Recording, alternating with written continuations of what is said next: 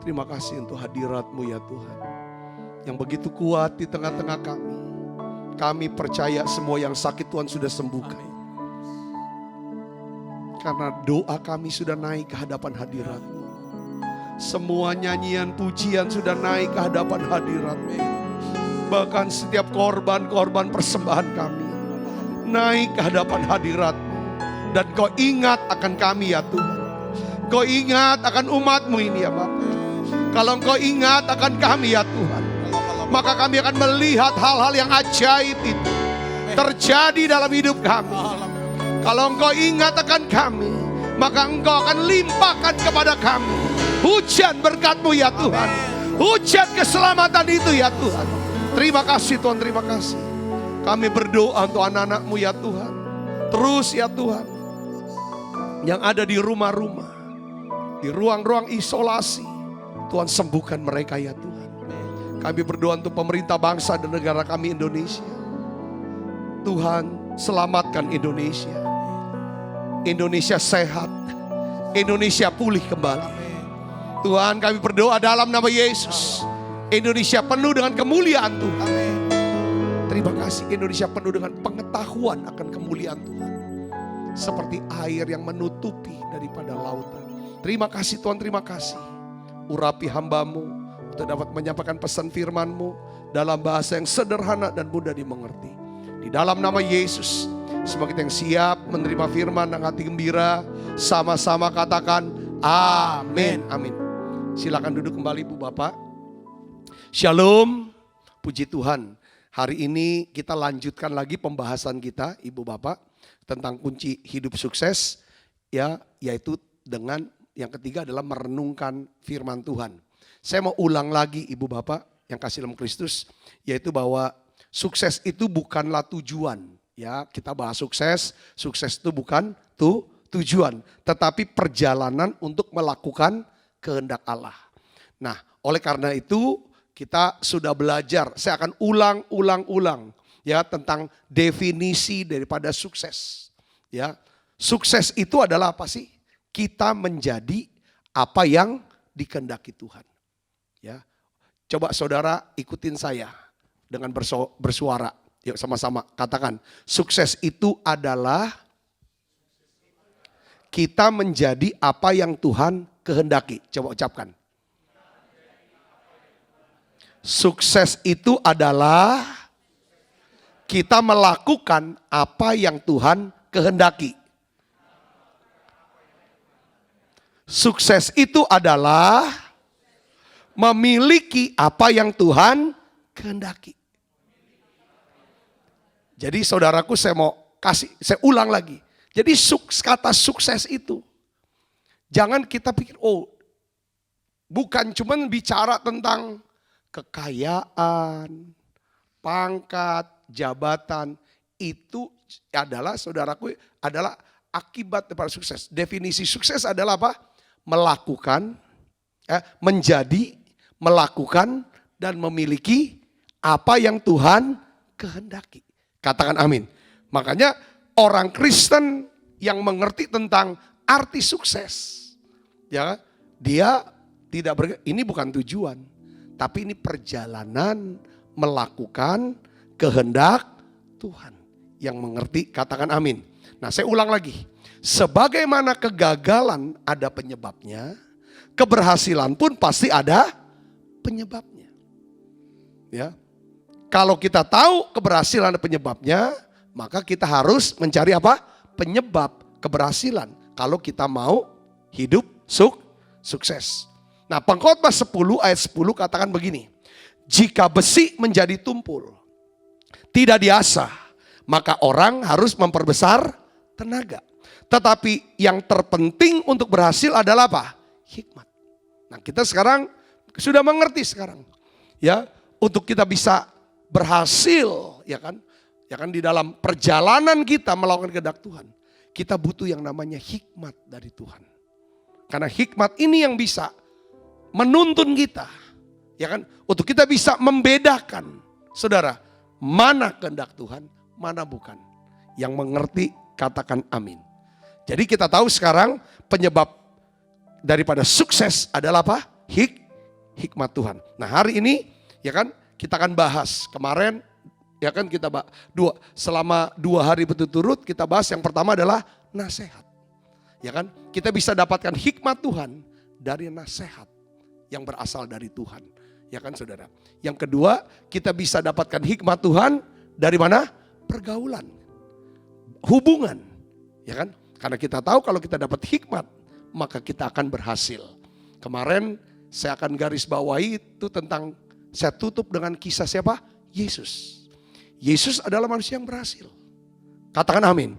Tuhan Tuhan Yesus punya misi ke dunia. Yaitu apa saudaraku? Supaya setiap orang yang percaya padanya tidak binasa. Melainkan beroleh hidup yang kekal. Itu misinya. Saya ini kan lagi tentang Bapa nih, Allah Bapa. Allah Bapa itu dia mengirim anaknya Yesus. Karena Bapa ingin membentuk satu keluarga rohani. Katakan amin. Ya kan keluarga rohani. Nah dia berhasil gak Yesus? Berhasil. Bagaimana caranya Yesus berhasil? Yesus saudara hidup berdasarkan apa? Nasihat dari Bapa. Apa yang Bapa katakan. Ya kan itulah yang Yesus lakukan. Kita lihat lagi. Yesus bisa berhasil bukan cuma dari nasihat. Tapi Yesus menggunakan hubungan. Untuk membuat daripada misinya berhasil. Yang mengerti katakan amin. Kita bisa belajar bagaimana Yesus tuh berhubungan dengan Pilatus. Pemimpin-pemimpin agama. Para sahabat-sahabatnya. Para teman-temannya. Orang banyak. Semuanya bagaimana itu keren banget saudara. Sampai terakhirnya saudaraku. Dia bisa membedakan mana orang banyak, mana teman, mana sahabat. Ketika sahabatnya gagal dan jatuh, dia tidak buang sahabatnya itu. Karena dia tahu seorang sahabat inilah, ya kan, dengan membangun hubungan dengan seorang sahabat, maka misi dia akan berhasil. Dan terbukti saudara, lewat sahabat yang bernama siapa? Petrus. Yang gagal membangun hubungan, tapi dia pulihkan dan dia percayakan saudaraku. Akhirnya Petrus sebagai seorang murid yang sangat berhasil, ya kan, yang membuat misi Yesus menjadi berhasil. 3.000 orang bisa bertobat, 5.000 orang, seluruh Yerusalem itu bisa kenal, bisa tahu tentang keselamatan dalam Yesus. Itu ya kan karena siapa? Peran daripada Rasul Petrus. Nah hari ini saudaraku kita bahas lagi. Bagaimana kita bisa sukses? Dari hikmat. Hikmat dari mana? Yang ketiga, dari merenungkan firman Tuhan. Ini ayat, ini hal yang luar biasa. Mari kita buka Alkitab kita dari Mazmur 1 ayat 2 sampai 3. Kita akan baca sama-sama saudara. Yuk kita baca. 1, 2, 3. Tetapi yang kesukaannya ialah Taurat Tuhan. Dan yang merenungkan Taurat itu siang dan malam. Apa tuh? Ia seperti pohon yang ditanam di tepi aliran air. Yang menghasilkan buahnya pada musimnya. Dan yang tidak layu daunnya. Apa saja yang diperbuatnya berhasil. Jadi hari ini kita akan bahas 2 ayat ini saudaraku. Dari 2 ayat ini kita tentang merenungkan, maka akan keluar hikmat. Dari hikmat yang kita punya, saudara kita percaya. Dari hikmat inilah kita akan bisa ya kan melakukan apa yang tepat, apa yang menjadi kehendak Tuhan. Jadi saudaraku yang seperti Yesus, saya berpikir bahwa memang nih merenungkan firman Tuhan adalah sesuatu yang penting dalam perjalanan hidup kita sebagai orang percaya. Merenungkan firman Tuhan adalah sesuatu yang penting dalam perjalanan kita sebagai orang percaya. Saya lihat gini saudara, adanya ketimpangan. Di mana begitu banyak orang percaya. Namun mereka ini tidak kaya. Tidak kaya. Saya bilang tidak kaya dengan apa? Dengan firman Tuhan. Mereka tidak kaya dengan firman Tuhan. Penyebabnya itu apa? Karena orang Kristen kebanyakan tidak terbiasa merenungkan firman Tuhan. Kelihatan saudaraku, kalau nanti saya mau kasih tahu ya, kalau orang tuh suka merenungkan firman, apa manfaatnya? Hikmat dalam bentuk apa yang buatnya? Jadi di masa-masa pandemi ini saudara, masa-masa kesusahan, itu kelihatan orang-orang yang suka merenungkan firman. Sama orang-orang yang tidak suka merenungkan firman Tuhan. Kelihatan saudara, itu benar-benar pembedaannya. Nah yang jadi masalah gini, kenapa kok sedikit orang Kristen yang suka, dia bisa baca Alkitab, tapi belum tentu dia merenungkan firman. Saudaraku, nanti saya akan jelasin. Karena untuk menjadi seorang yang bisa merenungkan firman, itu ayat 2, saudara lihat sini. Ya kan, dikatakan apa? Yang kesukaannya ialah Taurat Tuhan. Yang merenungkan Taurat itu apa?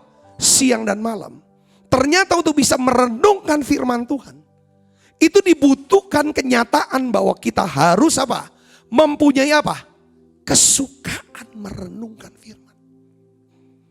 Ya, orang tuh nggak bisa dipaksa untuk merenung firman. Orang cuma bisa dipaksa untuk baca firman. Baca. Tapi untuk sampai renung, saudara nggak bisa. Ya kan? Nggak bisa dipaksa sampai dia memiliki kesukaan. Sebab kalau dipaksa untuk merenung firman, itu cuma sebentar aja. Ya kan? Hari ini dilakukan, besok dia lupa. Saudaraku. Jadi perenungan firman itu apa? Merenungkan firman. Itu perenungan firman adalah firman, pemikiran yang diarahkan kepada perkataan firman Tuhan. Saya mau tanya, saudara pernah gak merenung? Setiap orang pasti pernah merenung lah. Betul gak? Kayak di masa-masa pandemik gini. Saya merenung kan. Merenung.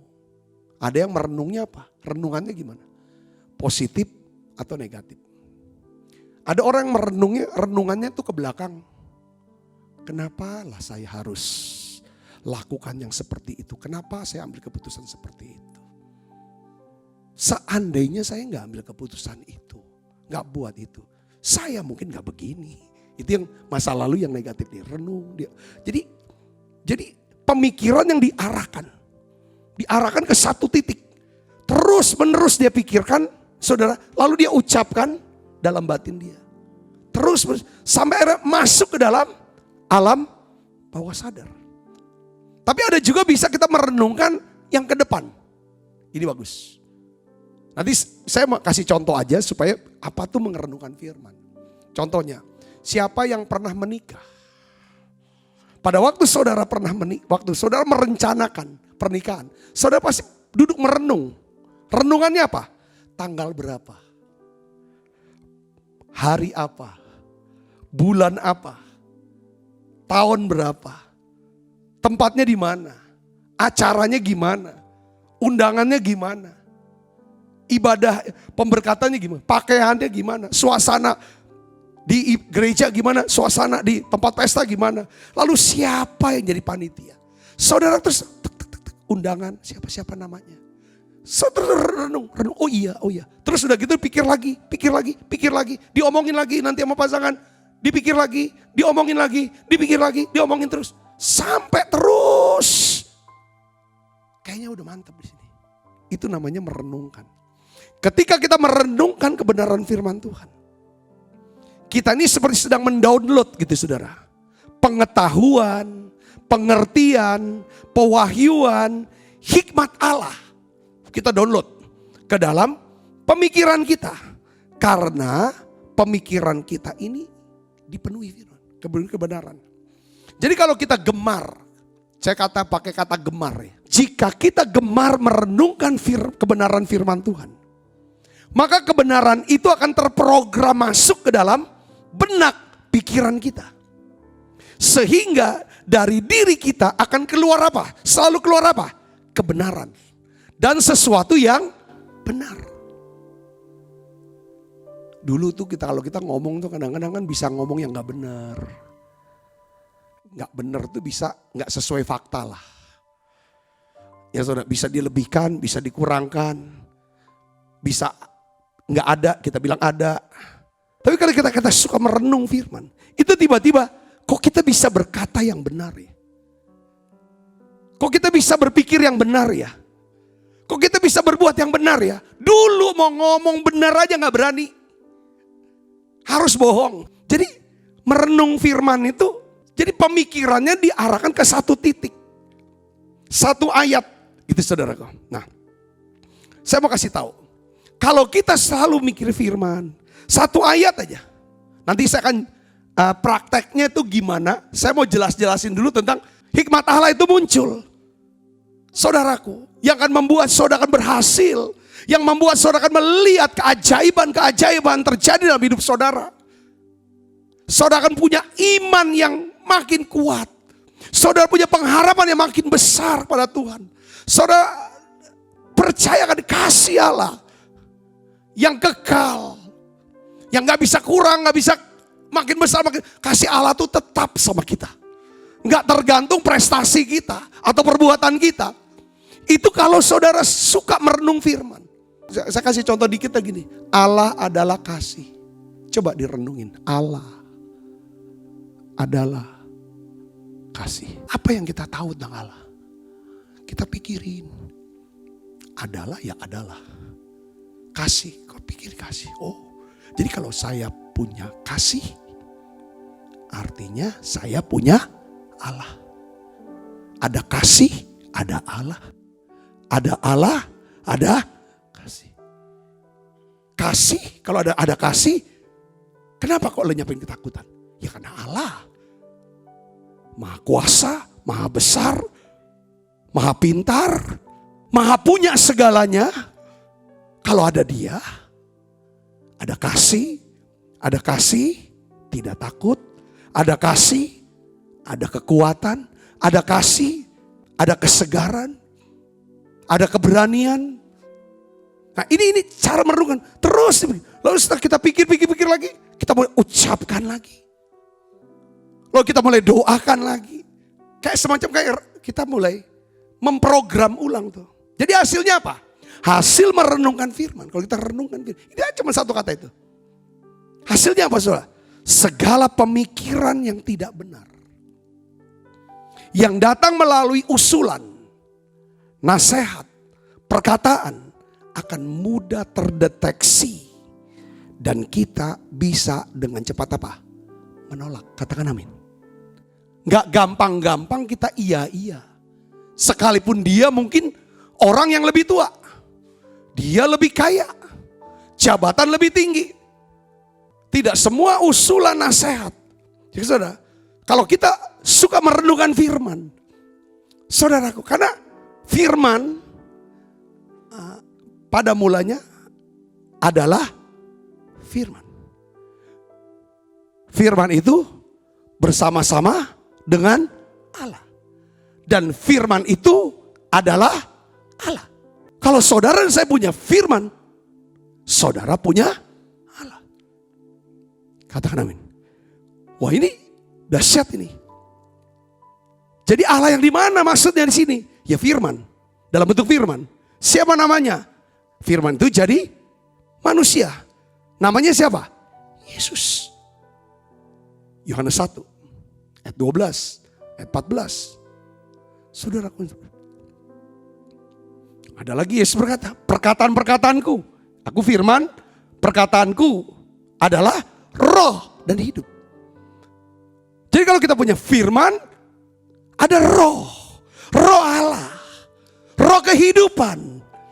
Katakan amin saudara, setiap perkataan yang mematikan, yang melemahkan, usulan-usulan, nasihat, perkataan yang melemahkan, yang bukan dari Allah, bukan benar, tidak benar, bukan kebenaran, itu dengan mudah terdeteksi. Ini bukan dari Tuhan. Saya mau kasih tahu begini saudaraku. Kenapa orang bisa mengambil nasihat yang salah? Kenapa orang tidak menyaring lebih dahulu? Karena dia belum memprogram kebenaran firman Tuhan ke dalam apa? Pemikiran dan hatinya. Sehingga apa saja bisa masuk dalam hidup dia. Saudara, orang Kristen ngomong, kalau gak sembuh-sembuh pergi aja ke dukun. Minta air itu sembuh tuh. Gitu. Ya kita harus hormatin orang tua lah, walaupun dia udah mati, masa nggak mau? Pergilah ke kuburan, bawa babi. Bawa babi, dia lapar tuh, udah lama tuh nggak makan babi dia. Itu kan maksudnya kayak gitu. Oh gitu ya. Terus kamu tahu nggak? Itu kamu punya om, itu kesurupan mamamu. Suara mamamu percis, bener om kamu tuh laki-laki. Suara perempuan, suara mamamu. Kau tahu mamamu ngomong apa? Sudah lama kau udah ke kuburan. Sudah kangen mamamu tuh. Kalau kita punya firman, perkataan itu kita bisa deteksi. Ini bukan mamaku. Karena Alkitab bilang orang yang sudah mati tidak bisa berhubungan lagi dengan orang yang hidup. Dan Alkitab kata kalau kita tahu kebenaran, ya kan, kita tidak boleh berhubungan dengan arwah. Kalau kita tahu firman, bahwa Allahku sanggup mencukupi segala kebutuhan menurut kekayaan dan kemuliaan dalam nama Yesus. Kita tahu ayat itu. Kita tenang gitu loh. Bagian kita tuh apa? Pelihara damai sejahtera, kerja. Alkitab katakan, kalau ada damai sejahtera, apa yang kita kerjakan, Tuhan akan melakukannya. Cukup kebutuhan kita. Kalau kita ada damai sejahtera, kita gak kerja, Tuhan bisa ikut bekerja gak? Gak bisa. Cukup gak? Gak bisa, Tuhan gak bisa cukupin itu. Allah mencukupi segala kebutuhan kita kalau kita mau hidup sesuai dengan rencana Tuhan. Kita mau hidup sesuai dengan kehendak Tuhan. Karena sukses bicara tentang apa? Perjalanan melakukan kehendak Tuhan. Ketika kita berjalan untuk melakukan kehendak Allah, Dia pasti mencukupi segala kebutuhan kita. Itu renungan kita. Jadi ketika ada serangan dalam pikiran, kena PHK. Serangan dalam pikiran, toko sepi. Serangan dalam pikiran, kena sakit, tak bisa kerja. Kedepannya gimana? Saudara sudah tahu. Karena ada renungan-renungan firman yang berkata, jangan kamu khawatir tentang apapun juga. Tetapi kamu cari dahulu kerajaan Allah dan kebenarannya. Maka semuanya itu akan ditambahkan padamu. Ketika saudara dapat, saudara mulai pikirkan itu. Saudara mulai perkatakan itu. Saudara mulai doakan itu. Dan saudara mulai bertindak. Saya percaya orang Kristen bicara tentang apa? Hidup di dalam apa? Iman. Percaya. So akan lihat bagaimana keajaiban Tuhan itu bisa terjadi dalam hidup kita. Jadi hasil merenungkan firman. Segala pemikiran yang tidak benar. Perkataan yang tidak benar. Hasil dari pemikiran tidak benar. Yang datang melalui apa? Usulan, nasihat, perkataan. Mudah terdeteksi. Gak mungkin kita diombang-ambing. Ini ngomong ini. Yang benar dibilang sesat. Yang sesat dibilang benar. Kita gak terkecoh. Orang bilang sesat ini. Bahasa roh sesat. Ya kan gitu kan. Ya kita gak terkecoh. Kalau kita sudah ngerti. Saudara sebanyak belajar tentang yang benar. Renung firman ini. Ku renungkan firman-Mu siang dan malam, ku pegang perintah-Mu dan ku lakukan. Engkau tahu ya Tuhan, tujuan hidupku hanyalah untuk menyenangkan hati-Mu. Jadi itu kita jangan sibuk ya saudara. Saran saya gini. Kita jadi orang Kristen. Saya udah punya pengalaman nih. Jangan sibuk mencari hal-hal yang palsu.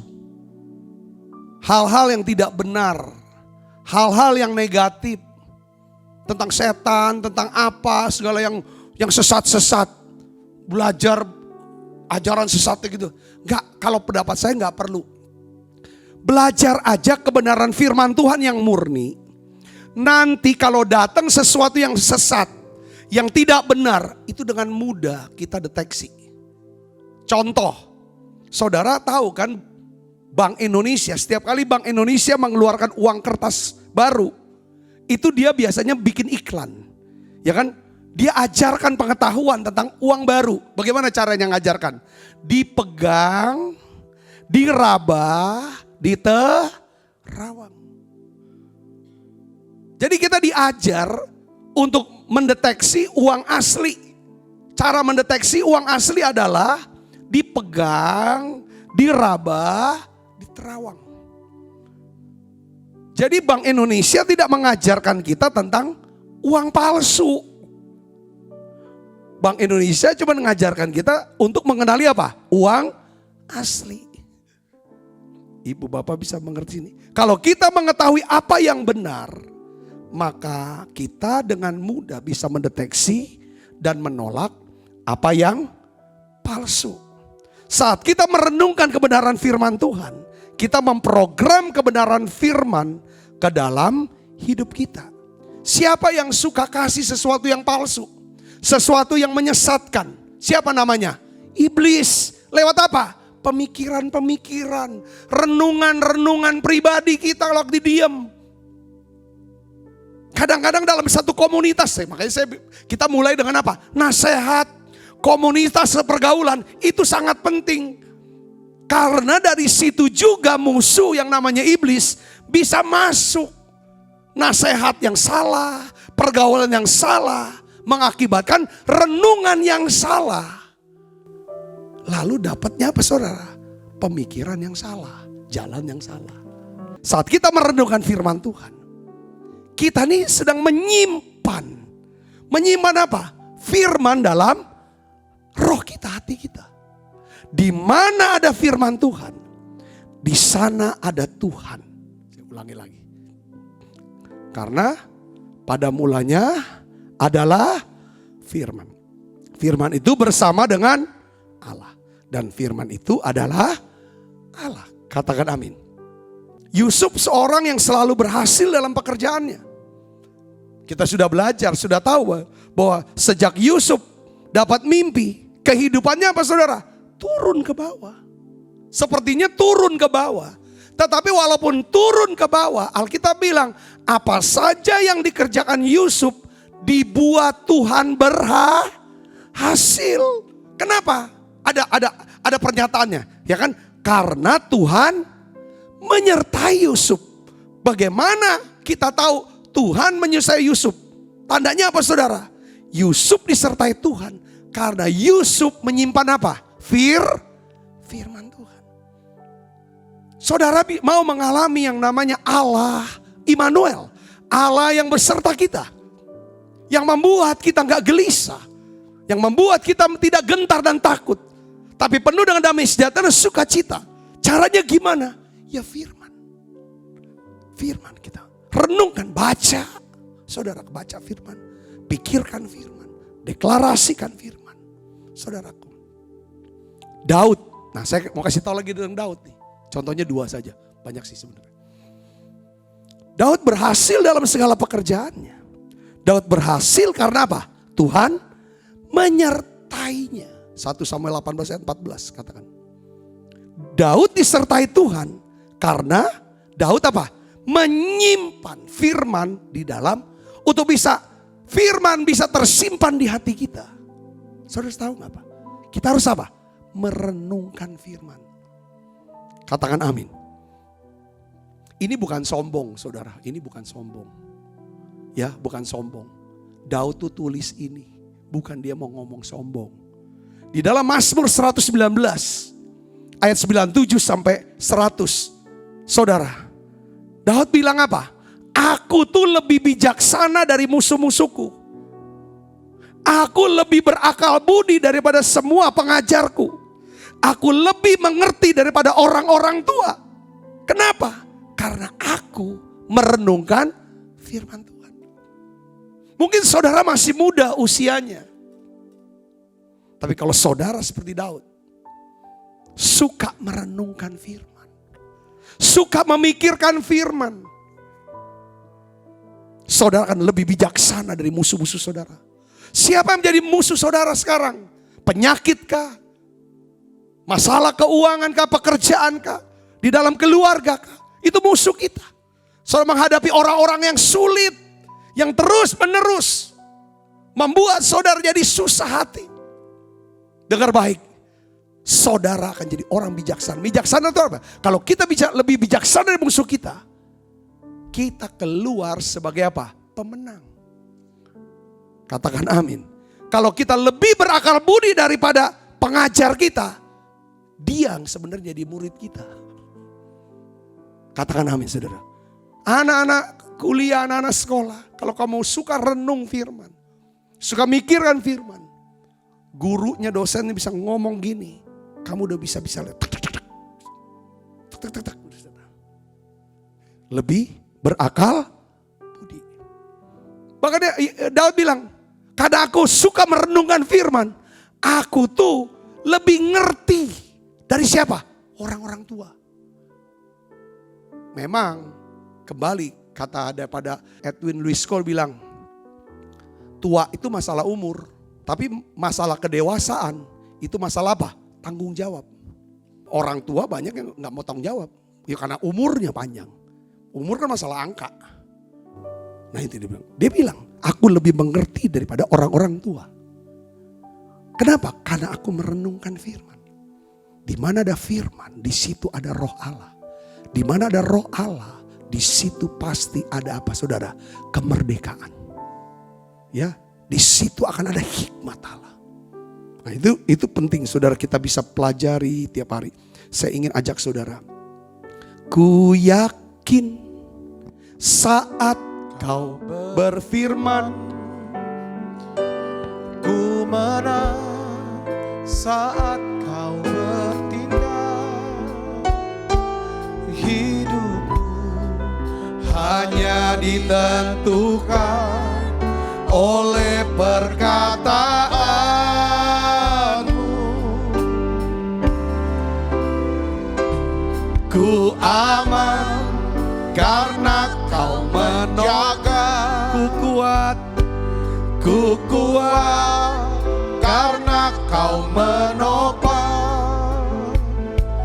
Hidupku hanya ditentukan oleh kuasa-Mu. bagi Tuhan, bagi Tuhan tak ada yang mustahil. Bagi Tuhan tak ada yang tak mungkin. Mukjizatnya disediakan bagiku. Ku diangkat dan dipulihkan. boleh gak saudara kita lihat lagi ayatnya nih, Mazmur 119. Ya, ayat 97 yang Daud katakan begini. Betapa, baca sama-sama dengan saya, 1, 2, 3. Betapa ku cintai apa? Tauratmu. Aku merenungkannya apa? Pagi hari saja atau sepanjang hari? Sepanjang hari. Jadi rupanya saudara, kita bisa merenungkan firman sepanjang hari. Jadi untuk merenung, membaca mungkin di pagi aja. Tapi untuk merenung itu bisa sepanjang hari. Apa dampak daripada merenung firman sepanjang hari? Daud saksikan, perintahmu membuat aku apa? Lebih bijaksana daripada musuh-musuhnya. Karena dia tahu, setiap kali dia mau berperang, dia berdoa, dia minta nasihat Tuhan. Ketika dia dapatkan nasihat berupa perintah, maka perintah itulah yang menjadi pedoman tuntunan buat Daud. Sehingga kita udah tahu, kalau kita punya nasihat dari Tuhan, maka kita dituntun oleh Tuhan. Kalau kita dituntun oleh Tuhan, maka Tuhan akan mengangkat kita ke dalam apa? Kemuliaan, kemenangan. Katakan amin saudara. Makanya Daud bilang, saudaraku, aku bisa lebih bijaksana daripada musuh karena aku dapat perintah dari Tuhan. Aku dapat nasihat dari Tuhan yang menyebabkan aku bisa menang atas musuh-musuhku. Dan kemenanganku atas musuh menyebabkan aku jadi diangkat dalam kemuliaan, dihormati oleh banyak orang karena aku menang. Saya bisa dapat sini, katakan amin saudara, ya kan? Ayat 99 katakan, sebab selama-lamanya itu ada padaku. Ada padaku. Wah, ini perintahnya kan dia kan gitu. Lawan orang Filistin, dia tanya, Tuhan, waktu habis dia ditabiskan jadi Raja Yehuda kan, orang Syria mau nyerang dia kan. Dia doa, Tuhan, apakah saya harus pergi berperang? Ya pergi. Hadapi orang Filistin. Maksud hadapi itu face to face. Dihadapin perang. Takluk, kalah orang Filistin. Kalah. Gak lama kemudian orang Filistin nyerang lagi. Kan musuhnya sama. Belum lama perang menang. Kalau kita, mungkin kita udah sombong. Gak usah tanya Tuhan. Ya kemarin kita udah musuhnya sama kok. Dia sudah kita kalahkan. Sekarang dia ngajakin lagi berkelahi sama kita. Ya pasti kita dengan mudah bisa kalahkan. Tapi Daud ini orang rendah hati. Orang yang rendah hati tidak mengandalkan pengalaman dan kepintarannya sendiri. Kadang tuh pertama kita tanya Tuhan. Dan kita sukses dalam apa? Bisnis kah? Pelayanan kah? Setelah itu kita punya tantangan yang sama kira-kira. Filistin yang sama. Kita pakai pengalaman yang lama. Kita gak doa, gak tanya Tuhan. Gak minta nasihat sama Tuhan. Itu yang menyebabkan kita mengalami banyak luka. Banyak kegagalan. Daud tanya lagi sama Tuhan. Bertanyalah Daud kepada Tuhan katanya. Apakah aku harus pergi berperang lawan orang Filistin? Tuhan bilang pergi. Tapi kamu harus strateginya bukan face to face. Kamu harus memutar. Strateginya beda. Musuhnya sama. Dan sudah pernah menang. Tapi strateginya harus beda. Itu Tuhan. Maka dia bilang, saudara, aku bisa lebih bijaksana daripada musuhku. Kenapa? Karena saudara, firman Tuhan. Yang mengerti katakan amin saudaraku. Aku lebih berakal budi dari semua pengajarku. Karena apa? Dia dapatnya pewahyuan. Saudara mungkin bukan seorang, ya kan, cuma S1 teologi. Tapi saudara, seorang yang suka merenung firman. Mau minta dipenuhi Roh Kudus. Saudara punya pengertian firman itu beda dengan orang yang mungkin, ya kan, pengajar-pengajar yang sudah gelarnya doktor. Saya mau kasih tahu kepada saudara seperti, aku lebih berakal budi pada pengajarku. Sebab peringatan-peringatanmu kurenungkan. Aku lebih mengerti daripada orang-orang tua. Sebab aku memegang apa? Perintah. Dia punya value. Pegang titatornya dia punya value. Artinya apa saudara gini? Dia tuh pegang integritas karakter. Ya mungkin value itu petita itu apa ini di Tuhan. Jadi dia lebih mengerti. Jadi kalau kita merenung firman sepanjang hari, bukan hanya Tuhan menyertai kita saudara, tetapi Tuhan menjadi satu dengan kita melalui apa? Pemikiran. Ini luar biasa saudaraku. Kalau Tuhan jadi satu dengan pemikiran kita, saudaraku, ya kan? Di sini artinya apa? Kita tinggal di dalam Kristus. Dan apa saudaraku? Kita tinggal di dalam Kristus dan firman-Nya tinggal di dalam kita. Dampaknya apa saudara? Yohanes 15 ayat 7. Mintalah apa saja yang dikehendaki dan kamu akan. Kalau orang suka merenung firman, makanya doanya saudara. Saya melihat doa orang yang suka merenungkan firman, penuh firman, doanya itu adalah doa yang menurut kehendak Allah. Dan biasanya doanya dia, karena dia satu pemikiran dengan Allah. Pemikiran dengan Allah. Saudara, bukan cuma Allah, satu pemikiran dengan Allah. Maka jadi pikiran Allah itu jadi pikiran dia. Ucapan dia itu jadi ucapan Allah. Ucapan Allah jadi ucapan dia. Maka sejak kita ini dikasih tugas untuk program Menara Doa, saya tuh ngerasa ya saudaraku ya. Ya kan kita harus renung, ini firman jadi sepanjang hari jadi kita nih. Renungnya mikirin firman, mikirin khotbah, ya kan, diolah pagi, renung pagi, dapat pagi, dipikirin sepanjang hari, nanti sore malam 18.45 dibagikan. Itu kan jadi mikir, habis khotbah, mikirin lagi besok khotbah apa lagi gitu, saudaraku. Terus lama-lama saudara, apa yang terjadi? Ketika ada di Menara Doa, itu gampang banget pemikirannya Tuhan. Saya tangkap tuh, sinyalnya gampang dek gitu loh. Kamu doa deh untuk tadi. Yang sakit batu ginjal, batu empedu, batu kandung kemih. Kalau Tuhan suruh saya doa, pasti Tuhan mau sembuhkan saudara yang sedang sakit itu. Seperti beberapa waktu yang lalu, ketika Tuhan kasih pemikirannya kepada saya gampang doakan untuk yang sakit lambung, asam lambungnya naik. Apa yang terjadi saudaraku? Saya dapat kesaksian banyak. Yang sakit asam lambung sembuh. Tiba-tiba Tuhan kasih pemikiran di hati saya. Ya kan? Pemikirannya itu apa? Kamu doa untuk mereka yang terikat dengan kuasa gelap. Yang pernah berhubungan dengan orang-orang. Dengan arwah-arwah. Dan lain sebagainya. Yang punya jimat. Yang pernah minum indah dan lain sebagainya. Doakan. Selesai doa malamnya saudara menteri. Saya dapatin satu kesaksian-saksian. Cerita-cerita. Bahwa apa saudara?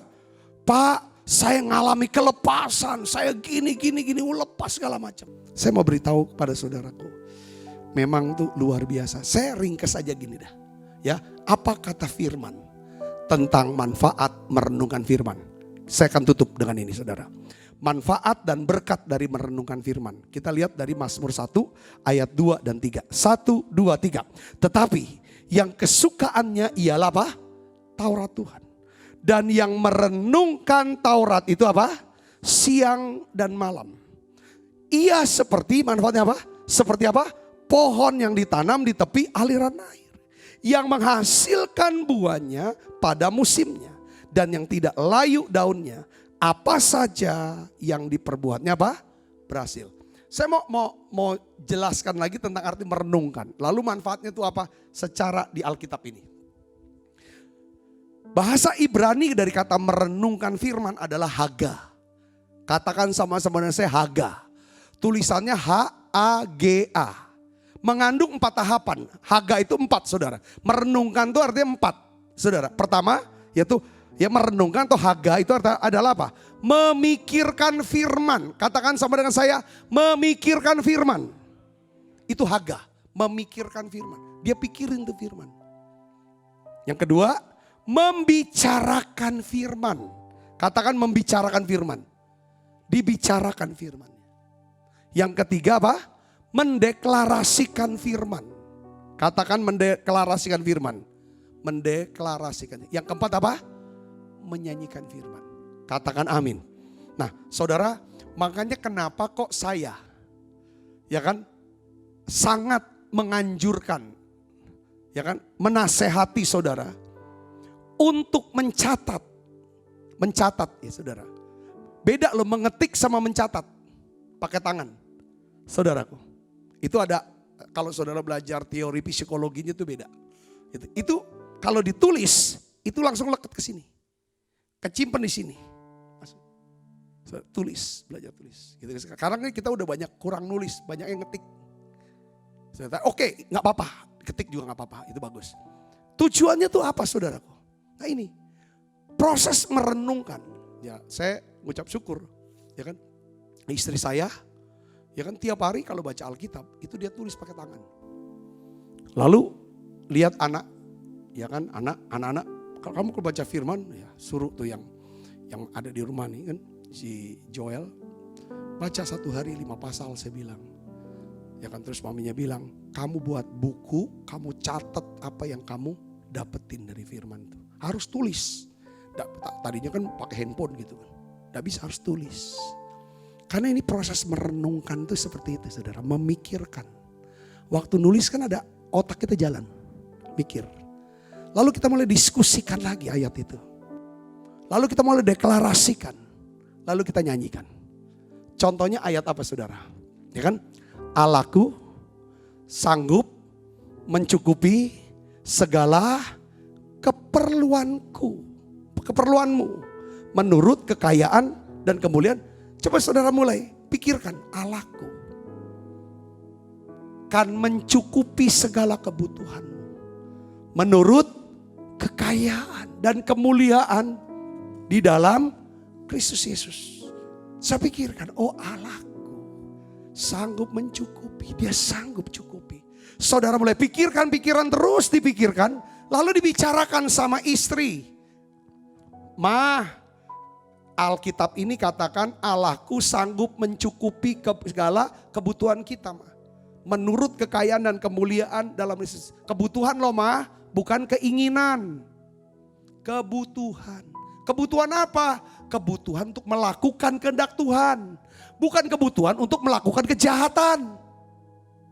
Allah akan cukupi segala kebutuhan kita untuk melakukan kehendaknya. Menurut kekayaan dan kemuliaan dalam Yesus Kristus. Sepanjang kita hidup dalam kehendak Allah. Mau melakukan kehendak Allah. Supaya kita bisa jadi sesuai kehendak Allah. Kita bisa melakukan sesuai dengan kehendak Allah. Kita bisa memiliki apa sesuai kehendak Allah. Maka Allah akan memenuhi segala kebutuhan kita, Ma. Katakan amin. Itu yang kita bicarakan. Itu yang dibicarakan. Kalau kita sering bicarakan terus ayat ini sepanjang hari ini. Lalu kita nyanyikan, ada lagunya. Allahku kan mencukupi kebutuhanku menurut kekayaan dan kemuliaannya. Allahku kan mencukupi kebutuhanku di dalam Yesus Tuhan. Itu cara merenungkan itu apa, saudara? Pertama apa? Memikirkan. Kedua apa? Membicarakan, diomongin. Di meja makan diomongin. Waktu jalan diomongin. Aku dapat ini loh, ayatnya gini. Lalu kita ini kan. Kita ucapkan, kita bicarakan, lalu kita deklarasikan. Karena Allah sanggup mencukupi segala kebutuhan saya, Sabta, dan keluarganya, dan pelayanannya. GBI, MPI, Musi Paluminda. Ya kan? Maka saya tidak akan kekurangan yang baik. Karena Allah mencukupi segala kebutuhan saya. Kebutuhan untuk rumah tangga saya, kebutuhan untuk pelayanan saya, kebutuhan orang-orang di sekitar saya.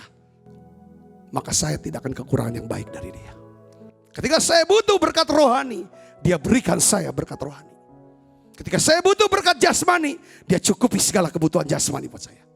Ketika saya butuh berkat sosial, orang-orang itu bisa menolong saya dan anak-anak rohani saya, anak-anak jasmani saya, maka Allah akan cukupi segala kebutuhan itu. Dia kirim orang-orang yang saya butuhkan. Allah akan cukupi segala kebutuhan keuangan saya. Yang ngerti katakan amin, saudaraku. Bicara kebutuhan, kita butuh kebutuhan rohani yang paling utama. Yaitu apa? Damai, sejahtera, sukacita. Iman, pengharapan, kasih. Firman. Kalau saudara suka merenungkan firman, maka 4 jenis berkat ini akan mendatangi saudara. Yang mengerti dan percaya katakan amin. Karena dia bilang gini, ia seperti apa? Pohon yang ditanam di tepi aliran. Kalau kita suka merenung firman itu apa? Memikirkan, membicarakan, mendeklarasikan dan apa? Sering nyanyikan lagu-lagu yang ada firmannya. Doa Yabes, apa? Kiranya saudara bisa renungkan ayat ini. Engkau memberkati aku dengan nyanyi, terus nyanyi. Dan memperluas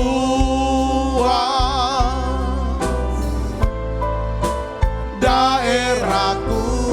Daerah itu bicara tentang daerah penjualan saudara, wilayah tanggung jawab saudara, dan kiranya tangannya, yes, ada tangan Tuhan dan melindungi, yang memelihara dan melindungi saudara daripada malapetaka,